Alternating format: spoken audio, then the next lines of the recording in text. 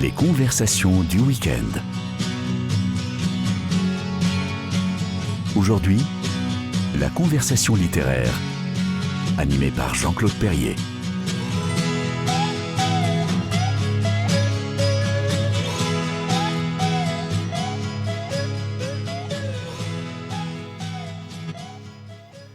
Bonjour à tous les auditeurs de KTO Radio, bienvenue dans ce nouveau numéro des conversations littéraires du week-end. Aujourd'hui, nous avons un invité un peu exceptionnel, il faut bien le dire, Daniel Rondeau de l'Académie française, qui vient nous parler de son dernier roman qui s'appelle « Le système de l'argent ». Un gros pavé, j'allais dire, mais qui se dévore, c'est du page-turning, comme on ne doit pas dire, une espèce de roman-fleuve, une épopée, qui clôt une trilogie romanesque dont il va nous parler, qui s'appelle « Après tout, la France ». C'est paru chez Grasset. Et bonjour Daniel Rondeau, et merci d'être avec nous. Bonjour Jean-Claude Perrier. Merci d'être avec nous. Non, c'est moi qui vous remercie. Pour nous présenter ce livre. Alors, traditionnellement, évidemment, on va parler de votre livre, mais on va balayer large. D'autant plus facilement que c'est pas trahir un secret que de dire qu'il y a dans ce livre, alors vous allez nous expliquer si Luc Dessange c'est vous ou c'est pas vous, mais il y a forcément, quand on vous connaît un peu votre parcours, un certain nombre d'éléments, de trajectoires, d'autobiographie, ou pas? Vous savez, on écrit toujours un roman avec ce qu'on a. Et ce qu'on a, c'est soi-même. Donc, bien sûr, un des personnages, le personnage central du livre d'ailleurs, qui s'appelle Luc ou Lux Dessange, qui est un homme qui a dépassé les 70 ans, qui a des cheveux blancs, les oreilles un peu écartées, oui. Les yeux un peu gros, un peu globuleux. Oui, il n'est pas gâté. Qui ne s'est pas gâté, mais qui avait respiré à 20 ans, quand il avait 20 ans, l'oxygène de l'absolu, parce qu'il avait voulu changer le monde. Et bien évidemment, j'ai mis un peu de moi. Mais en même temps, j'ai transformé cette matière originale, je l'ai transformée, et puis j'en ai fait un personnage qui ne me ressemble vraiment pas. Heureusement pour vous. Ni de près ni de loin, mais bon, il termine bien. Et il y a une rédemption. On n'en dira pas plus. Non. On ne spoilera pas la fin. Non. Donc, oui, il y a une rédemption. Il sera sauvé. Pourquoi une trilogie et qu'est-ce que c'est que Après tout, la France? Alors, je vais rappeler les deux précédents, puisque dans une trilogie, en général, il y a trois volumes. Donc, c'était Mécanique du chaos, Grasset 2017, Arrière-pays, Grasset 2021, et donc le système de l'argent. Ce qui veut dire que c'est déjà étalé sur 10 ans de travail, au moins 10 ans de travail. Oui, plus de 10 ans. En fait, c'est un peu une folie romanesque. Je me suis lancé dans ce travail il y a plus de 10 ans. J'ai commencé mon enquête bien avant même, mais réellement, il y a plus de 10 ans, je commence Mécanique du chaos, parce que je voulais raconter une part de notre histoire, qui est celle... Enfin, il y avait deux histoires dans Mécanique du chaos. D'une part, la tragédie des migrants qui traversent le Sahara et la Méditerranée et qui, pour beaucoup, mouraient dans le désert ou mouraient en mer. Ça, on y reviendra, mais c'est quelque chose que vous avez vu de très près. C'est quelque chose que j'ai vu de très près. Et en même temps, je voulais raconter comment une partie de nos banlieues était déjà tombée sous l'emprise de narcotrafiquants et des terroristes. Donc ça, c'était Mécanique du chaos, mon premier tome. Parce que c'était quelque chose pour moi d'assez choquant de voir qu'il y avait vraiment, dès cette époque, quand je commence mon enquête, ou en tout cas il y a 10 ans, de voir qu'il y avait des territoires perdus, comme on l'a écrit, de notre pays, qui étaient abandonnés complètement, ou en tout cas partiellement, à des islamistes et aux narcotrafiquants. Et ça ne s'est pas arrangé. La situation n'a fait qu'empirer. Deuxième tome, j'ai voulu, Arrière-pays, j'ai voulu raconter une province française qui avait été une province flamboyante et qui était aujourd'hui dans un état d'abandon moral et physique, économique et politique. Cette province est une petite région qui se trouve près de Troyes, il y avait un triangle un peu magique, que j'ai utilisé, mais c'était à la fois Clairvaux, Don Rémy, les deux églises, c'est-à-dire cette partie de l'Est. Alors, pourquoi c'est très important, Clairvaux? C'est parce que tout le monde sait que Clairvaux était le premier bastion de Bernard de Clairvaux, qu'à partir de là, les abbayes ont essaimé dans toute l'Europe, plus de 150 abbayes, et c'était en même temps un centre spirituel avec des relations avec Rachy, qui était le grand érudit de Troyes, une conversation entre Rachy et Clairvaux assez passionnante. Et en même temps, cette région, Georges Duby, l'historien des cathédrales de l'an 1000, l'explique très bien, en disant que c'était la première fois, il n'y avait pas que les abbayes. Il y avait une mise en valeur, ora et labora, disait Bernard de Clairvaux. Prix et travail. Prix et travail.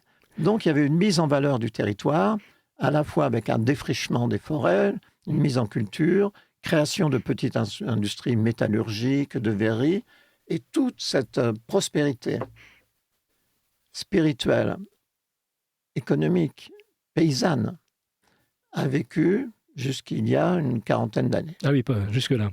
Et à partir d'un moment, je parlais d'une verrerie, où le feu de la verrerie n'avait jamais créé par Louis XIV, donc un peu plus tard, mais quand même, c'était dans la lignée des petites verreries créées par Bernard de Clairvaux. Louis XIV avait créé une verrerie, le feu de la verrerie ne s'est jamais éteint. Jusqu'à la faillite de cette verrerie. Donc ça, c'était mon deuxième tome. C'est un peu chez vous, par là? Oui, c'est près de chez moi. Vous êtes d'Épernay, vous? Je suis à côté d'Épernay. Je suis dans un petit village qui s'appelle le Ménil-sur-Roger, près d'Épernay. Voilà, donc vous êtes sur vos terres. Vous étiez un peu sur vos terres. Un peu sur mes terres. pas tout à fait. Pas tout à fait. Donc j'avais les banlieues abandonnées. La province, comme on dit. Une province abandonnée. Et là, je voulais montrer avec ce troisième tome, le système de l'argent, comment une partie de prédateurs détenteurs d'un pouvoir financier et technologique important, une poignée de prédateurs, peut essayer de s'emparer d'une partie du territoire pour y établir une espèce de république libertarienne, une république plutocratie. Libertarienne, et qui leur permette surtout de vivre en sécurité, dans les meilleures conditions, en imposant leurs propres lois dans un monde qui est en chaos. Mais est-ce que quand vous avez commencé, vous saviez que ce serait une trilogie? Est-ce que vous aviez déjà en tête les 3 volumes ou est-ce que ça s'est fait en marchant? Non.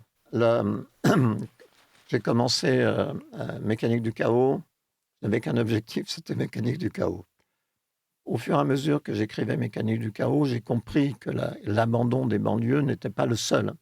On était face à une sorte de déréliction générale et que tout à côté de chez moi, comme vous le dites, c'est-à-dire à 150 ou 200 km de chez moi, il y avait quand même des gens qui étaient en train de souffrir et qu'on n'en parle pas. Et puis, pendant que j'écrivais Arrière-Pays, je me suis mis en tête d'écrire le 3e volume, le système de l'argent. En fait, système de l'argent, je parle d'une poignée d'oligarques. Des espèces d'Elon Musk oui, ce sont des gens qui sont sans patrie ni frontières, qui n'ont ni Dieu ni maître, qui ne croient absolument rien. C'est-à-dire pourquoi ils ont la possibilité de s'installer, de conquérir. Ce sont des colonisateurs, ce sont des conquérants. Des pays comme le nôtre, c'est parce qu'ils vont profiter d'une sorte de défaillance de nos États. Je parle de tous les États européens, la France, bien sûr, mais de tous les États européens, et qu'il y a aussi une défaillance de l'âme française. Ces gens, comme j'ai dit, ils ne croient en rien, si ce n'est ils ont le pouvoir de l'argent. De beaucoup d'argent. Et Charles Péguy disait, il y a longtemps, il disait aujourd'hui, l'esprit est seul face à l'argent. Je trouve qu'aujourd'hui, nous sommes dans une situation encore plus compliquée. Nous sommes nus dans le désert de l'esprit face à une poignée de gens qui ont le pouvoir suprême de l'argent et qui ne croient, c'est leur seul Dieu, c'est Mammon. Exactement. C'est pour ça que je suis une référence à Carthage, parce que Carthage est tombé aussi d'avoir tellement aimer l'argent. C'est pas la seule. Mais bon, Flaubert raconte ça. Oui, parce qu'il n'y avait pas de citoyenneté, c'était vraiment une communauté soudée par les intérêts économiques, effectivement, qui louaient des mercenaires, etc. Et ça ne peut pas tenir. Donc, cette défaillance de l'âme française et de l'âme européenne, si vous voulez, pourquoi notre Europe a été un continent aussi attrayant, aussi séduisant pour le monde entier. C'est parce que c'est un continent qui s'était formé sur l'esprit, sur la chrétienté, et près des cathédrales, il y avait toujours les synagogues, et qu'en même temps, il y avait une puissance de l'esprit qui se manifestait par les arts, et qui était façonnée par le roman. C'est-à-dire l'esprit européen a vraiment été façonné par le roman, par la littérature, par les arts, par la musique, par la peinture. On reviendra peut-être à la musique tout à l'heure. Bien sûr. On rappelle que vous avez écrit un livre qui s'appelait Trans-Europe Express dès 84 au Seuil. Eh bien, c'était un tout premier livre. Non, mais ça me fait plaisir que vous en parliez, parce que en regardant toutes mes notes, moi je commence à écrire au milieu des années 70. On va y venir. Et je n'ai pas lu ni écrit, je n'ai pas lu pendant 5 ans, j'ai rien écrit.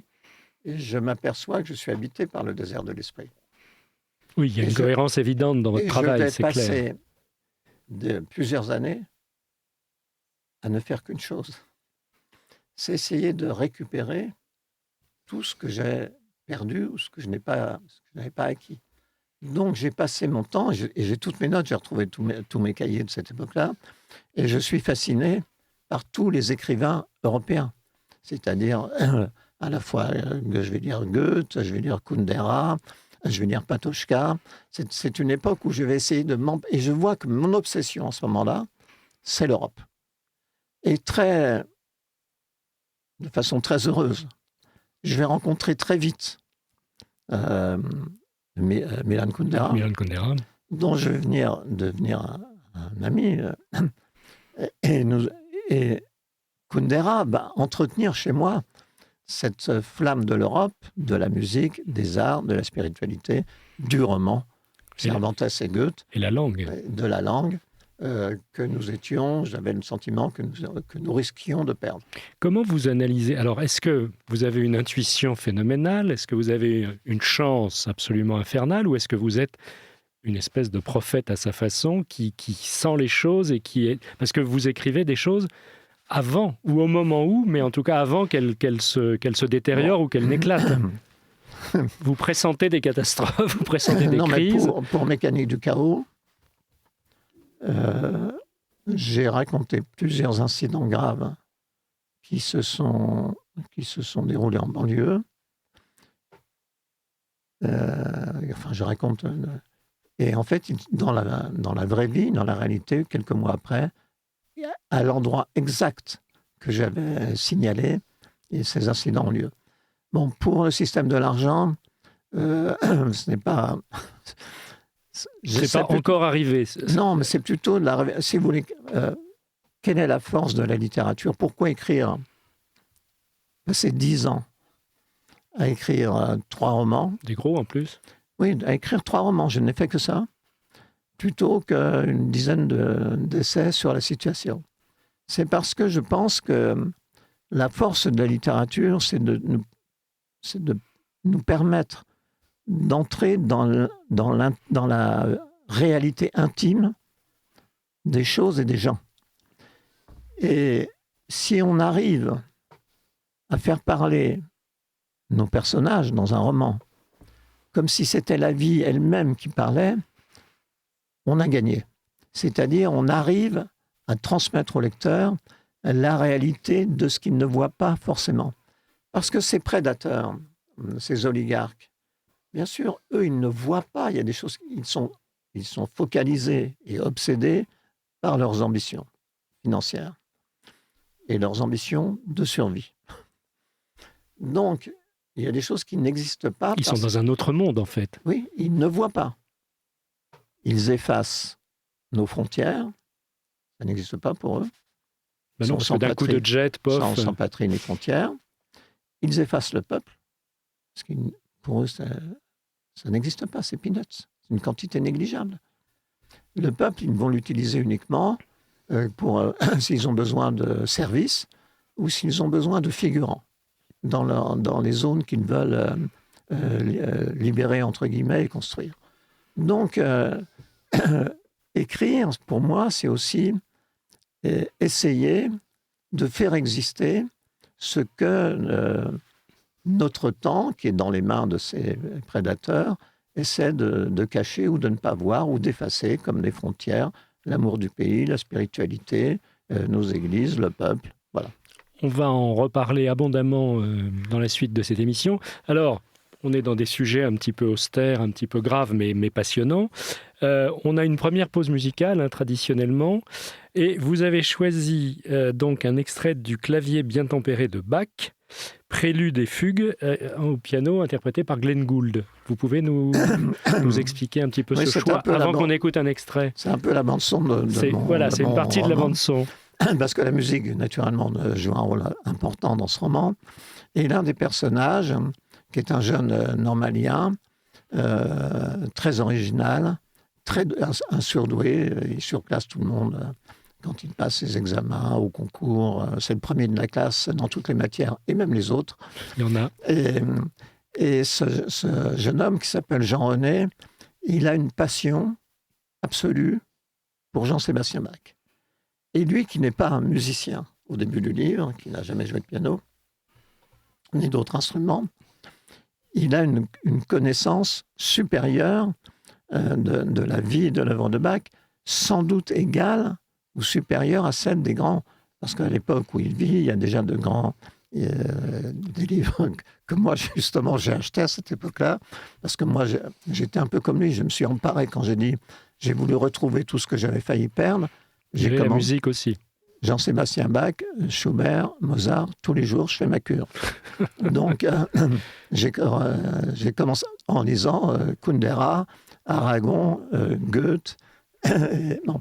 Donc, j'étais vraiment en train c'était une séance de rattrapage intense.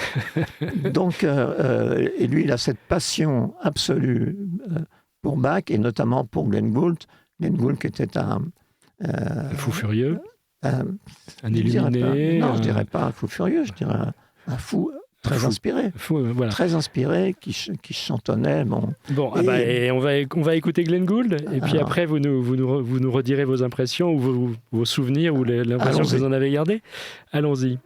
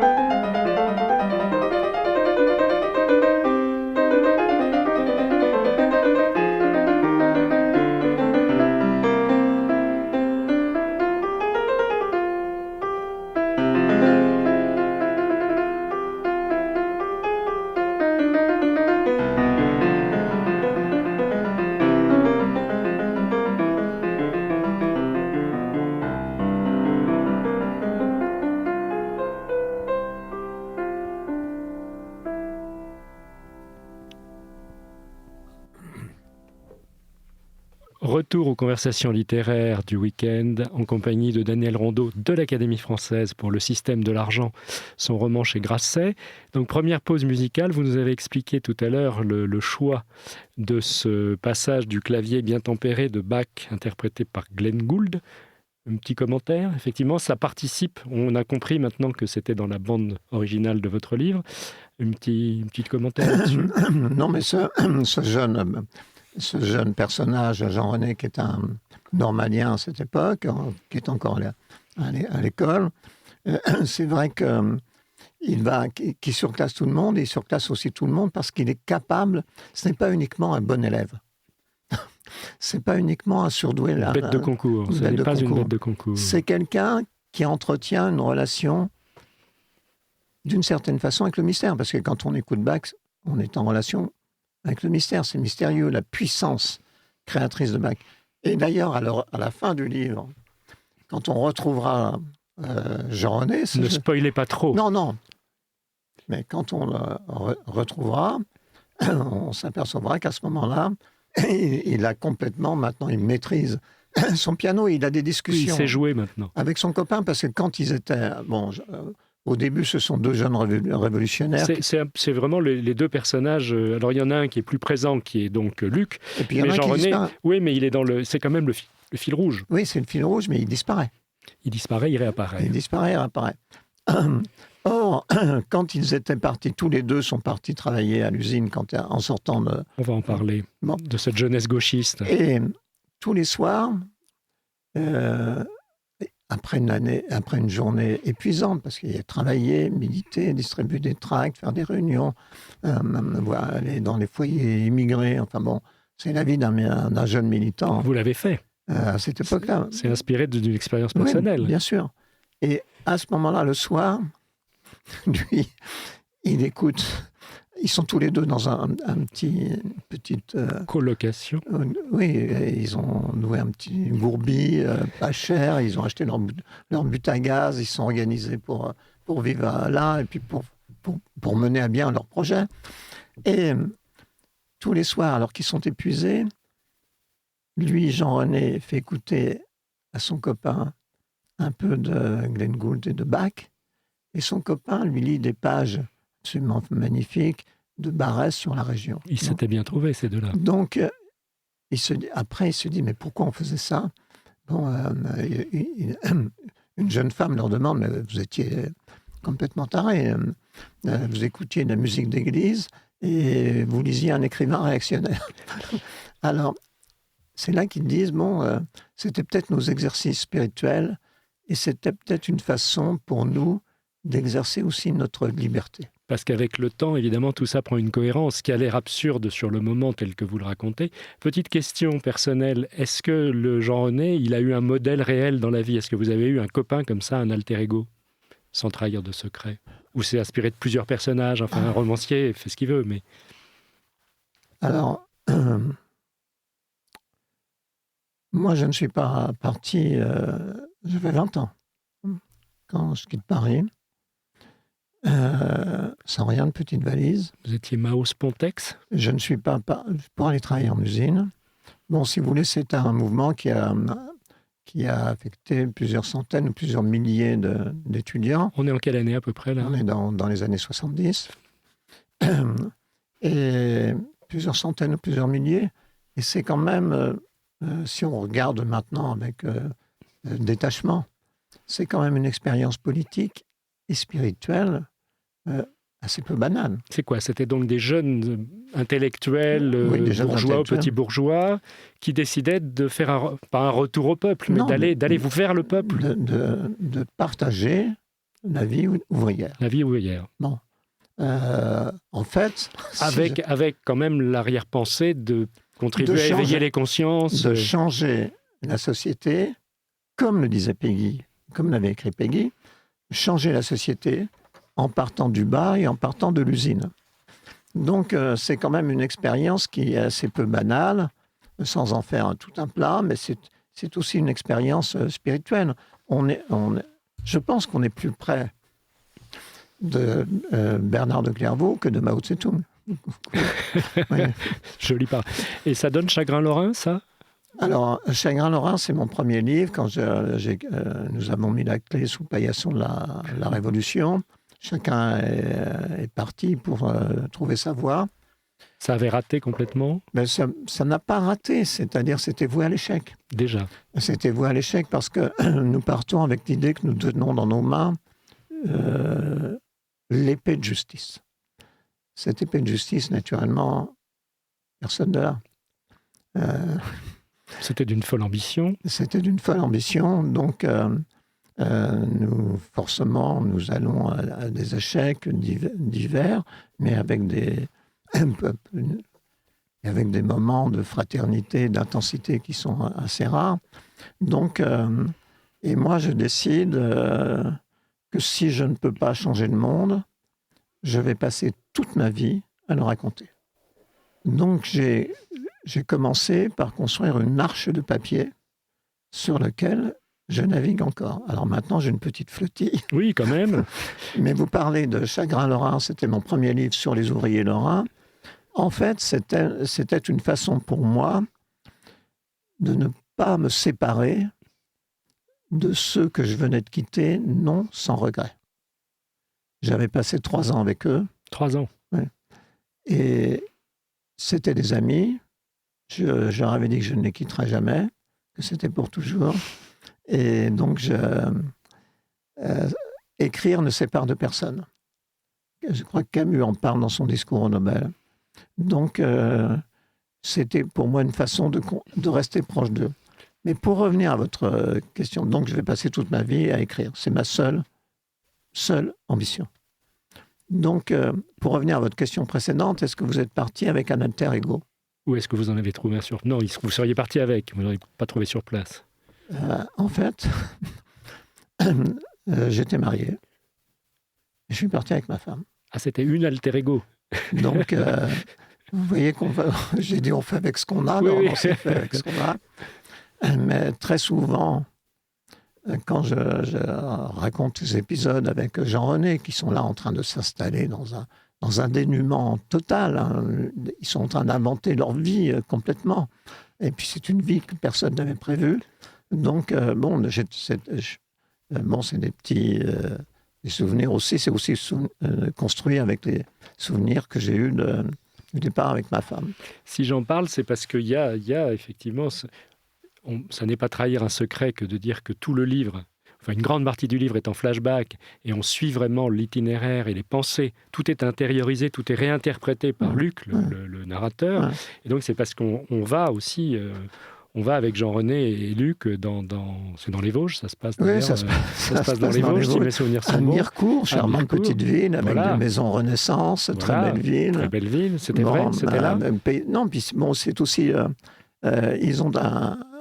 ils ont un contact, ils découvrent la beauté aussi d'un pays. Une autre vie, etc. D'une autre vie. La question que j'avais envie de vous poser quand vous avez défini votre projet, c'est est-ce que finalement, toute cette œuvre, tout ce travail de décrire le monde n'est pas une entreprise politique avec les guillemets que vous voulez, c'est-à-dire au sens propre de politique?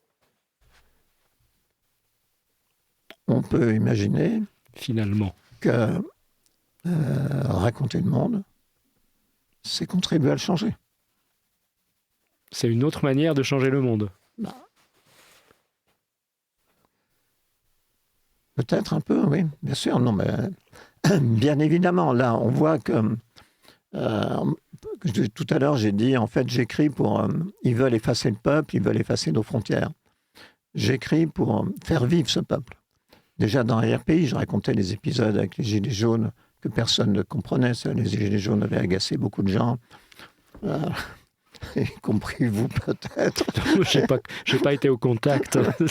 Non, même de voir... Moi, j'étais assez touché de voir ces gens, je parle des Gilets jaunes, qui, chaque samedi, défilaient dans les rues de nos villes, sans chef, sans slogan, sans revendication, sans destination. Je me suis dit, mais qu'est-ce qu'ils veulent? Et en fait, je me suis dit, ils tournent en rond pour faire exister, pour manifester une sorte de jacquerie existentielle. Je suis là, nous sommes là. Nous sommes là, nous marchons sur un sol qui est le sol de la France, et nous avons l'impression que le sol de notre pays se dérobe sur nos pas. Donc c'est vrai que j'écris pour leur rendre la parole. C'était nous, quand nous étions jeunes, nous voulions donner la parole au peuple. On avait un journal, La Cause du Peuple. La Cause du Peuple, que vous Bon, et là, vendiez c'est sur vrai les que marchés. j'écris. Et bon, j'ai pris un symbole. C'est une ermite, une petite ermite qui a été chassée d'ailleurs de sa... Enfin, sa congrégation a été dissoute par un cardinal belge de façon autoritaire. et elle vit dans la montagne depuis longtemps. Personne ne la connaît, sauf les gens du village qui l'aperçoivent de temps en temps. Et en fait, elle va descendre de sa montagne à la fin, quand le peuple va se décider de se révolter, de se mettre en marche, et elle va symboliser cette ermite qui ne fait rien. Les gens ne la voient pas. Elle jette le filet de sa prière sur le monde entier toutes les nuits. C'est tout. C'est sa seule fonction. C'est sa seule vie. Bon. Et brusquement, elle va descendre de sa montagne, rencontrer ces gens qui sont en train de lancer, enfin de se rassembler, et puis bon, de participer. J'en dis pas plus. Pas trop, parce qu'on est vers la fin du livre. Je voulais justement vous demander, vous racontez des choses très précises, etc. Est-ce qu'il y a un travail d'enquête? Est-ce que c'est votre côté romancier du 19e siècle, naturaliste? Vous allez au contact, vous allez sur le terrain, vous allez sur le motif, comme disaient les impressionnistes. Non, mais le motif, je passe ma vie à aller sur le motif. C'est vrai que vous ne vivez pas à Paris, vous. Non, mais vous êtes toujours sur votre terre. Où je sois. Il y a des expériences qu'on va je voyage, le livre se passe aussi en Libye. Au Liban. Au Liban, donc je passe mon temps sur le motif, et si les gens me rencontrent quand je suis que je sois dans une petite ville de l'Aube ou que je sois en Libye, je me promène avec mon petit carnet, et je prends des notes en marchant. Bon, les gens se disent, il est un peu... On a l'habitude, mais... non, donc si vous voulez, j'avais l'impression de bien maîtriser, si vous voulez, tous les émotions, les paysages, les personnages. C'est quand même, j'allais dire avec un mot un peu trivial, c'est quand même casse-gueule. Parce qu'il faut que ça sonne juste, il faut que ce soit crédible, etc. Et on sent très bien l'écrivain qui est allé sur le terrain et celui qui est resté chez lui et qui a lu ou qui a compilé. Mais qu'est-ce qui rend crédible? Le style. Le style. Parlons-en. Parlons de votre écriture. Non, il y a quelque chose que j'ai remarqué particulièrement dans ce livre-là, c'est il y a très peu de dialogue en fait. On sait que les romans sont souvent... Oui, mais ils sont intériorisés. Ils sont retravaillés, il y a un côté tic-tac. Quand ils se retrouvent, Jean-René et Luc. Là, il y a un peu de vrai dialogue. Quand il y a Luc et sa prostituée qu'il aime, bon, il y a des dialogues là. Oui, mais pas des masses. Non. C'est pas un reproche, hein, non, mais non, au contraire, j'y pense parce que bon, il m'arrive de lire des tas de livres, comme chacun sait, et on remarque qu'il y a plutôt une tendance actuelle à multiplier les dialogues, un peu à l'anglo-saxonne. Les romans américains sont truffés de dialogues, et on a un peu cette mode-là. Vous n'êtes pas du tout dans ce mood-là, si j'ose dire. Ça reste un style d'un classicisme que nous aimons, et d'une langue très fluide, et effectivement, il y a plus de récits, d'intériorisation des dialogues que de dialogues bruts. J'allais dire comme chez Malraux, ça va vous faire plaisir. C'est l'ombre tutélaire de ce livre. Hein. Ah oui, vous pouvez lire la citation. Je veux lire la citation. Si je retrouve... Alors, la citation dit... Celle de Balzac? Non, Malraux. Où ça? J'ai pas mes lunettes, aidez-moi. Alors...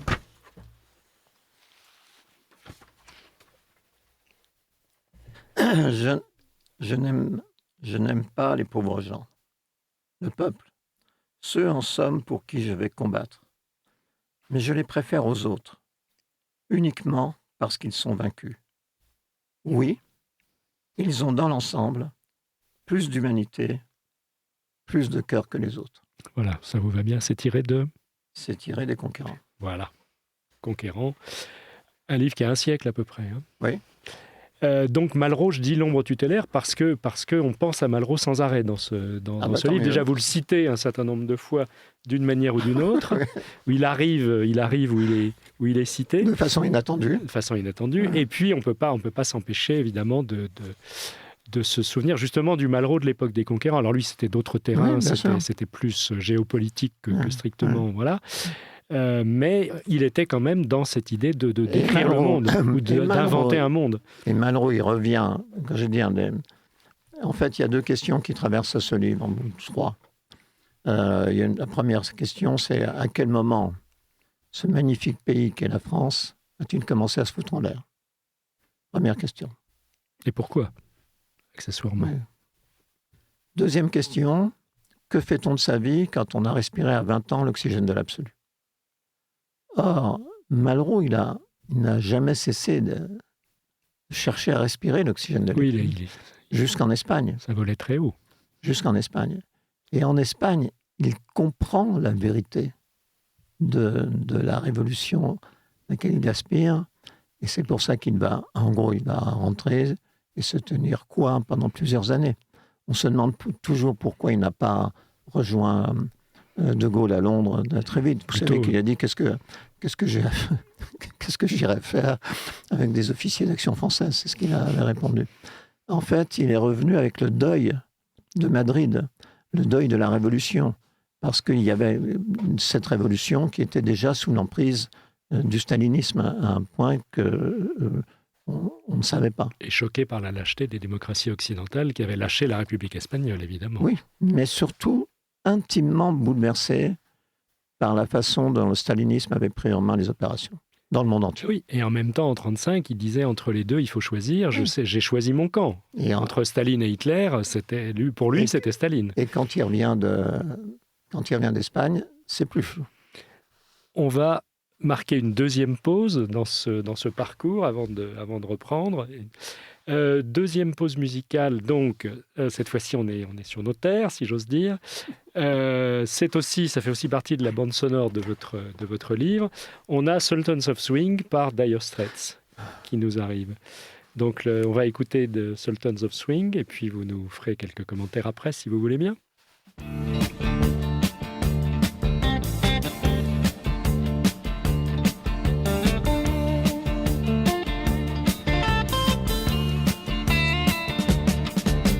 Shiver in the dark, it's raining in the park, but meantime sound of the river, you stop and you hold everything.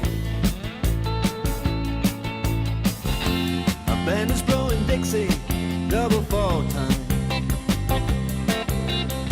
You feel alright when you hear the music ring.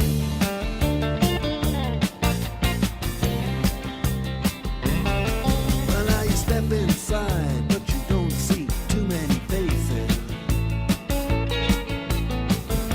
Coming in out of the rain, they hear the jazz go down. Competition in other places, but the horns, they blowing that sound. Way on down south, way on down south, London town.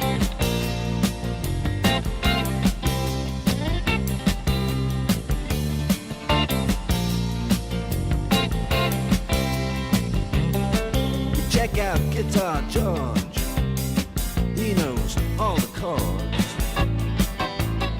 But it's strictly rhythm, he doesn't want to make it cry or sing. If then an old guitar is all he can afford, when he gets up under the lights to play his thing.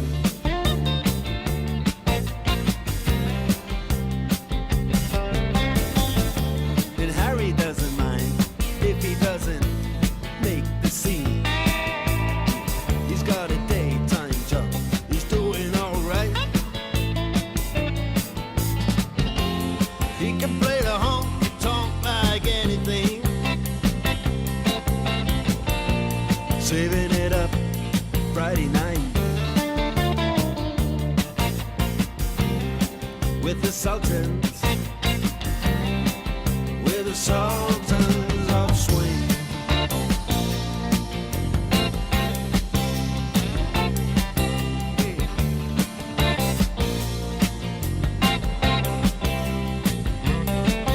And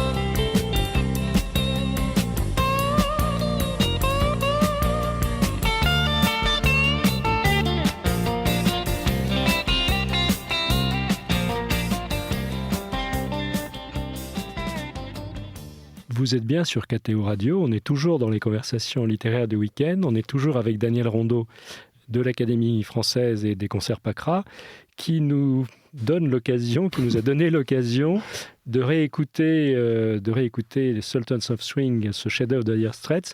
Alors, on voit une grande chanson parce que on s'éclate ici dans la cabine. Il faut quand même dire que nos réalisateurs sont beaucoup plus jeunes que nous et on s'éclatait aussi de ce côté de la vitre. Dire Straits, Sultans of Swing fait partie de la bande-son de votre livre. Quelques mots? Oui, je reviens à mon personnage, C'est beau comme du bac. Lux, qui avait voulu changer la vie, qui a respiré l'oxygène de l'absolu, qui s'est planté, il fait une dépression. Et finalement, il va se retrouver au Portugal pendant la révolution des œillets. Il va sympathiser avec un jeune capitaine de cette révolution portugaise, et qui est son antithèse. Et en fait, leur amitié va se poursuivre, et ce capitaine va l'amener à voler quelques livres, à saisir quelques livres, parce que c'est la révolution, on saisit. Hein. Il saisit les bibliothèques. On saisit des bibliothèques, et en fait, Luc, mon personnage, va revenir à Paris au volant d'un Smirnoff. Il devient courtier en livres. Pour vendre des livres d'anciens. Comme un certain André Malraux dans sa jeunesse, puisque lui, il n'a pas volé, mais il était courtier en bouquins. Il ne volait pas. Il n'a pas volé. Ça, non. Il n'a pas volé. Non. Donc là, il fait un véritable trafic, parce que ce sont des camions Smirnoff entiers qui reviennent. On vide des bibliothèques portugaises, pendant que leurs propriétaires sont exilés à Londres ou au Brésil. Ça s'est vraiment fait, ou vous avez poussé le bouchon un peu loin? Non, ça s'est fait. Ah, d'accord. Donc, et lui, il garde bonne conscience, parce qu'il a l'impression qu'il est un peu hors la loi, qu'il n'est pas dans le système, et en fait, petit à petit, il va être dévoré par l'argent, comme tout le monde. C'est pour ça qu'il ne croit plus en rien. C'est pour ça qu'il va pouvoir se mettre au service de ce financier. Bon. Et donc, il est chez lui, il achète une maison sur une petite île maltaise qui s'appelle Gozo. Et donc, il profite de la mer. Et là, à un moment, il est rentré chez lui pendant quelques jours. Il écoute cette chanson de Dire Straits. Et brusquement, la chanson l'interroge. En gros, il renverse le titre de la chanson. Qui sont les sultans? Et il se demande, en fait, qui sont les maîtres? Qui sont les maîtres? Qui sont les esclaves? Qui sont les premiers? Qui sont les derniers? Et ça va être pour lui le début d'un cheminement intérieur qui va l'amener à une rupture assez totale avec ce qu'il avait été pendant toute sa vie. Il fait le bilan de sa vie, grâce à cette chanson. Ça commence comme ça. Ça commence comme ça. Donc d'autre part, c'est quand même... Cette chanson, elle a une petite histoire. Hein. Milieu des années 80. C'est Mark Knopfler était rentré dans une petite boîte de jazz. Ah oui, vous le racontez, ça. Oui. Je ne savais pas. Non, je trouve ça magnifique. Il rentre dans une boîte de jazz. Une petite boîte de jazz, sans doute assez... Minable. Peut-être minable, mais peut-être que les musiciens étaient très bons. Mais les Beatles ont commencé comme ça, entre autres. Et les musiciens chantent une chanson, ils disent « Nous sommes les sultans du swing ». Donc, je ne savais pas qu'il avait... C'est nous les sultans du swing. Donc, je trouve ça assez... Voilà, jolie histoire. D'accord. Donc, Bach, Dire Straits, c'est tout votre éclectisme. Alors, on parlait parcours. Moi, celui de Daniel Rondeau m'intéresse, à vrai dire. Donc... On était tout à l'heure avec ce jeune idéaliste des années 70 qui quitte tout et part à la rencontre du peuple avec sa femme, d'ailleurs. Vous nous l'avez appris. Et aujourd'hui, j'ai face à moi un académicien français, écrivain connu, reconnu, ancien ambassadeur de France, il faut le rappeler, dans 2 postes. Vous avez été en poste à Malte, dont vous nous parliez à l'instant, et puis à Paris, à l'UNESCO. Il y a sur votre livre une bande qui dit « Reste fidèle aux rêves de ta jeunesse ». Et moi, j'ai envie de savoir si Daniel Rondeau est resté fidèle aux rêves de sa jeunesse. Et quels ils étaient, d'une certaine façon. Est-ce que vous m'autorisez à citer Saint-Augustin? Oh ben, vous êtes chez vous. Sur KTO, ça fait sens, comme on dit. Saint-Augustin écrit « L'homme est nature changeante dans la main du temps ». Nous changeons tous. Nos idées se transforment. La vie elle-même est changement. Donc, moi, j'ai voulu changer le monde. J'ai respiré cet oxygène de l'absolu quand j'avais 20 ans. J'ai compris que la justice que nous voulions établir sur Terre n'était pas de notre pouvoir, qu'il y a le monde, la justice d'en haut, la justice d'en bas, et que celle d'en bas est toujours imparfaite. Et comme je vous l'ai dit, j'ai décidé de passer ma vie à écrire et de raconter ce monde. Mais il me semble, en tout cas, qu'écrire, pour moi, de continuer à raconter ce peuple que certains veulent effacer, ne voient pas, c'est une façon de rester fidèle, non pas aux idées que j'avais à cette époque-là, mais de rester fidèle à la fraternité qui vivait sur mon chantier, qui était extraordinaire. Je travaillais sur un chantier où il y avait de vieux ouvriers qui avaient fait 36. Il y avait des jeunes Marocains qui étaient Fenwickers. Il y avait des jeunes ouvriers français qui étaient des voyous avec des serpettes dans la poche et des tatouages comme s'ils sortaient de prison. Et bon, donc je suis resté, et malgré tout, il y avait une fraternité étonnante. Donc j'essaie de rester fidèle à cette fraternité. J'essaie de rester fidèle à l'enthousiasme qui m'a toujours habité. Et la littérature, écrire, en fait, qu'est-ce que c'est ? C'est à la fois une sorte de rêverie ininterrompue. Quand je me lance dans une entreprise de 10 ans, je reste habité pendant 10 ans par cette rêverie de mes 3 livres. Je pense quand je m'endors le soir, je pense à la première ligne du lendemain matin qui m'attend, comment je vais la tourner, comment je commence. Mais en même temps, que cette rêverie, il y a une sorte de discipline qui vient de la littérature, qui vient des livres que j'ai lus. Vous avez parlé de Malraux. J'ai eu sur moi, pendant que j'écrivais ce livre, près de moi en permanence, les Mémoires de Chateaubriand. J'ai eu la Semaine Sainte d'Aragon. J'avais en tête les derniers textes de Flaubert sur la région sur la Lorraine. Donc, pas de Flaubert, de Barrès. Barrès. Et en fait, qu'est-ce que nous apprennent les écrivains et qu'est-ce qu'on apprend quand on écrit ? C'est que la littérature, c'est peut-être une rêverie permanente, mais en même temps, c'est une discipline heureuse face au néant qui nous entoure. C'est-à-dire, quand nous voulions faire la révolution, changer le monde, nous voulions être des héros ou des saints du prolétariat.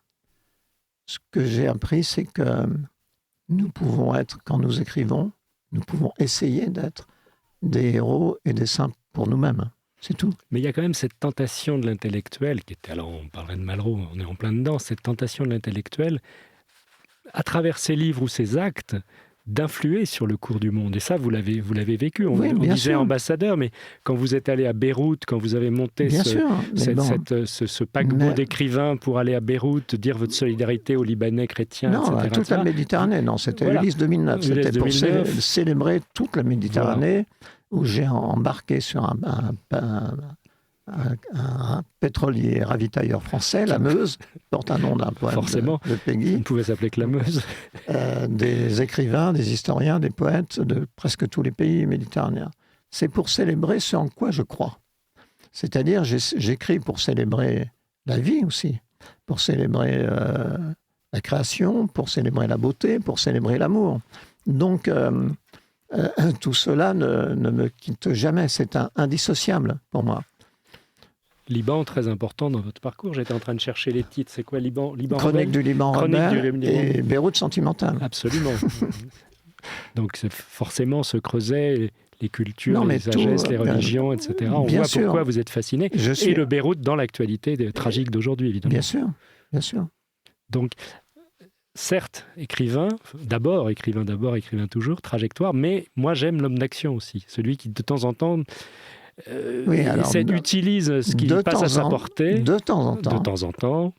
Oui, parce que vous êtes quelqu'un qui ne s'attarde pas dans les situations. Au contraire, vous êtes un homme des ruptures. Oui. Quand vous en avez marre, vous partez. Non, mais j'ai toujours, quand je quitte l'usine, que j'arrive à Paris pour travailler à Libération. Il y a l'épisode journalistique aussi. Je dis à Serge Julie, je viens pour 2 ans. Ça commençait bien. Donc il me dit non. Et parce que j'ai en tête la phrase de Morand, Animier, attention, pas trop de journalisme. Et je me suis tenu à ça. Oui, c'est vrai. Vous étiez responsable des pages livres et culture de Libé, vous êtes parti. On a négocié pour que je fasse une 3e année. J'ai fait ce numéro spécial de Libération qui s'appelait « Pourquoi écrivez-vous » Et hop. Et après, si vous voulez, par exemple, quand j'écris Dans la marche du temps, qui est un roman sur la France qui m'a pris 5 ans, j'ai eu des propositions de travail, et alors que j'étais dans une situation financière assez compliquée, parce que il faut tenir le rythme. Vivre de sa plume au sens propre. Il faut tenir le rythme. Absolument. Donc il faut avoir le tempo. Donc, j'ai toujours refusé parce que je voulais absolument terminer ce livre. Après, quand il y a eu cette proposition qui est tombée du ciel de devenir ambassadeur, j'ai dit oui. Il y a eu l'épisode éditorial avant, je vous coupe. Oui, le bouquin. Quai Voltaire, déjà. Quai Voltaire, j'ai écrit. Vous avez été éditeur. Là aussi, vous saviez que ça ne durerait pas, que ce serait Non, ça, je ne savais pas. Mais, vous ne saviez pas. Mais si vous voulez, ce que j'aime aussi, c'est sortir de mon trou et de ma solitude pour agir avec d'autres. Je me souviens très bien quand j'arrive à l'ambassade de France à Malte, le premier matin, je réunis mes troupes. On a petite troupe, c'est une petite ambassade. Oui, et petit budget. Petit budget. Et je leur explique mon plan. Grand plan. Que va-t-on faire pendant 3 ans ? Je tiens à vous dire. Oui, parce que là, c'était pareil, le timing était dit d'avance. Un ambassadeur, ça dure 3-4 ans, oui. Donc, en tout cas, pour moi, je savais que ça... Je leur explique. Ils me regardent tous en me disant... Il est fou, celui-là. Puis finalement, ma numéro 2 me dit, mais monsieur l'ambassadeur, vous avez un budget ? Je dis, l'argent va venir. Et nous avons réalisé tout ce que j'avais prévu. Et naturellement, ce que j'ai préféré, c'était cet épisode de l'Ise 2009. Oui, bien sûr. C'est 18 jours de navigation en mer avec des escales partout. Malte sur les boat people qui meurent en mer, au Parlement de Malte, dans le Palais des Grands Maîtres. Une journée de discussion sur ce sujet avec des rapports, des témoignages. Bon. Ensuite, nous sommes allés à Tunis, discussion sur Camus. Ensuite, on va chez Kadhafi, en Libye. Ensuite, je continue. Et tout se termine à Malte, qui était capitale mondiale du livre, que nous venons saluer. Que nous saluons. Et où votre héros, avant de se lancer dans des aventures que nous ne raconterons pas, s'est établi. On voit Daniel Rondeau fumant son Havane, parce qu'il y a quand même un clin d'œil au cigare dans votre livre. On voit l'ambassadeur Rondeau dans sa résidence, face à la mer, fumant un Havane, et mâchant les phrases qu'il va écrire le lendemain. Merci infiniment, Daniel Rondeau, d'être venu nous parler de vous, de votre livre et de ce très beau Système de l'argent, paru chez Grasset. Et donc au mois prochain. Merci infiniment.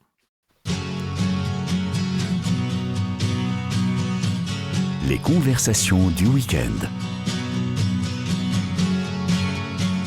Aujourd'hui, la conversation littéraire, animée par Jean-Claude Perrier.